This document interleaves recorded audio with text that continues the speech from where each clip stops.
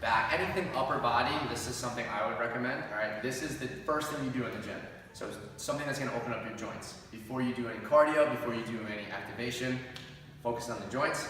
All right, first thing I do, walk all the way back. The arm is completely relaxed. I'm just thinking about letting my shoulder joint open up. And something I tend to do is kind of explore the corners of my shoulder, and I kind of see what's tight for the day. I'm always a little bit more tight in the front of my shoulder, so I'll spend a little bit more time here, and then I'll make sure I'm just nice and smooth. You will feel like crackling and stuff. That's pretty normal. You're opening up the joint. All right, so I usually go back and forth a couple times. Switch hands. The good thing about this is you don't need to do a lot of it, okay? So it's not too time consuming.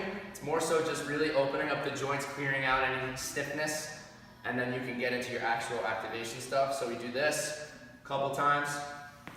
Next one I'll do is I'll put my elbow into the band like this, reach back and grab onto the band. And very relaxed, I'm actually just leaning my weight into it. I'm feeling this right now. It's kind of loose in this position, so something else I can do is raise my elbow up, and now I'm a lot tighter in that position. So it's gonna pull all the way back, and I slowly let it open up my shoulder. Once I feel that, switch sides. Always make sure you do both sides.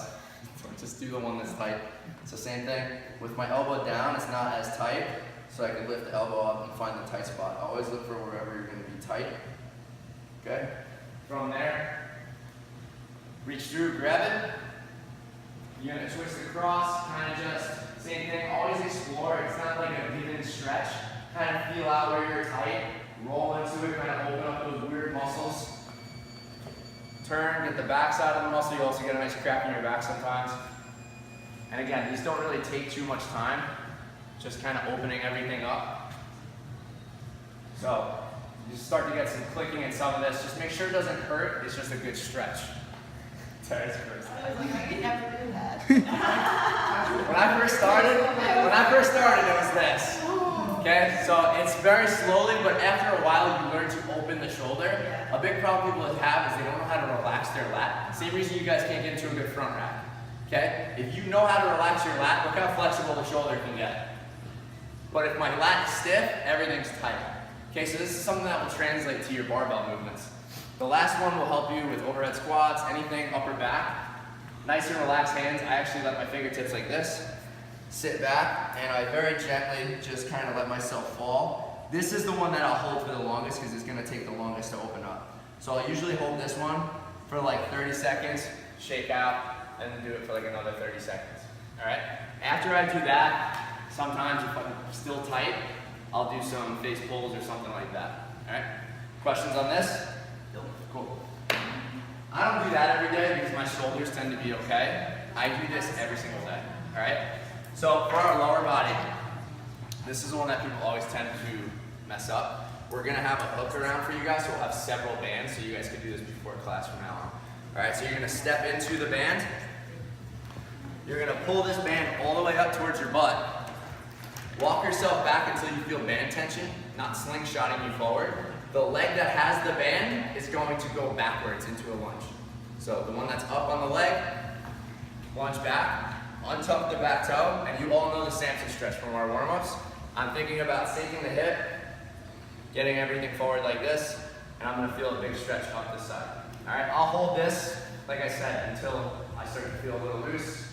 Normally when I'm doing this, I'm just talking to whoever I'm working out with, so I don't really pay attention to it, I just feel it out. Okay, so I'll do that. Very gently switch so I don't get slingshot into the pole.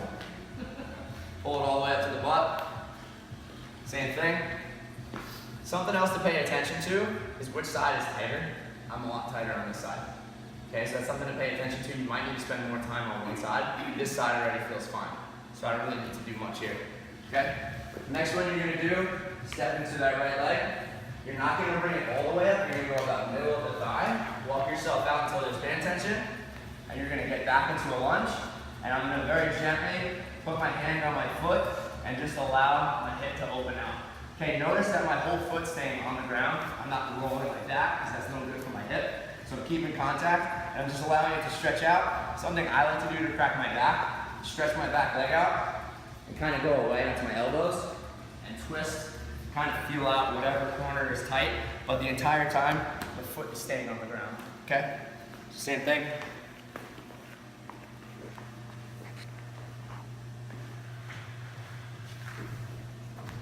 So for me, my left hip is the one that gives me issues. This is the one that's always tight, and I just got a huge crack down my back. So this is something you can do. Did you hear it? You heard it? Did you hear So it? you can get a big crack. It's honestly like you're going to a chiropractor, you get a huge source of relief from it. As soon as you're done with that, this is my favorite one. The leg that has the band all the way up, this leg goes in front. Okay, that's the only rule. So my right foot goes in front. I'm gonna bend down, make sure I'm balanced. Stretch my leg till it's straight. Get that stretch into my hip. Relax a little bit more. And I'll normally do this back and forth, like 3 to 5 times depending on how I feel that day. Once I'm good with that, I'll switch. Same thing, my left foot's now gonna go in front. And this one's a little tighter, so I'll spend a little bit more time on this one. Okay, going back and forth is what's really gonna kind of open up the lower back. Here, I'll do a few extra because this one's extra tight. Once I'm done with that, something I like to do, put the band on my hand, and I'll get down into an air squat. You guys can see how low I can get into the squat before I couldn't get there. I have 0 restriction now on my hips. Everything's open, and I like to kind of just feel out where I'm tight. If I'm catching a squat clean or like a heavy snatch, my knees are gonna be in an awkward position. So just allowing my knees to rock back and forth. Just look at my heels though.